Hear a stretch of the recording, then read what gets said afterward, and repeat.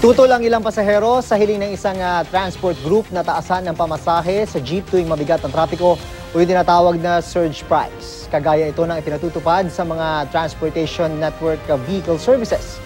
Balitang hatid ni Dano Tingkungko.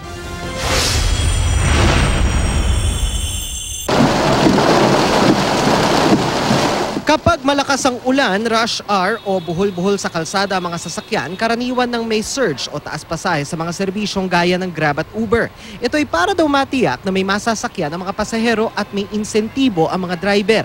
Setyembre nung nakaraang taon, naghain ng petisyon kontra sa surge pricing ng Uber at Grab ang One United Transport Coalition o One UTAC.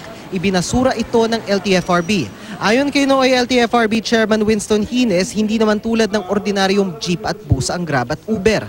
Pwede raw kasing hindi sumakay sa Grab o Uber ang pasahero. Pero kung kontra ang One UTAC sa surge pricing ng Grab at Uber, gusto naman itong magka-surge pricing sa mga jeep tuwing rush hour lalo na kung maraming pasahero. Naghain na ang grupo ng petisyon para rito sa LTFRB noon pang isang taon pero hindi na aksyonan ng ahensya. Kaya kamakailan lang muling naghain ng mosyon ng grupo para madaliin ang pagresolba sa petisyon.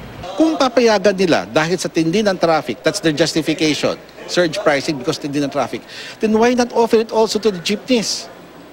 Bakit si Uber at Grab lang ang makikinabang sa pulisiyang ito?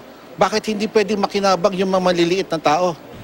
Ang hinihinging surge price ng One UTAC para sa jeep, piso tuwing rush hour. Ibig sabihin, ang 7 pisong minimum na pasahe magiging 8 piso. Pero para lang daw ito sa mga brand new jeep na isang taon pa lang pumapasada. Ang grupong Pisto nagsabi ng tutol dito dahil hindi raw ito praktikal at mahirap ipatupad. Hati naman ang opinyon ng mga driver at commuter. Mas maganda nga pataas ang masahe kaya mahirap ang biyahe namin eh. Hindi po ako sang-ayon dun kasi syempre ako bilang estudyante, yun nga po nagtitipid kami.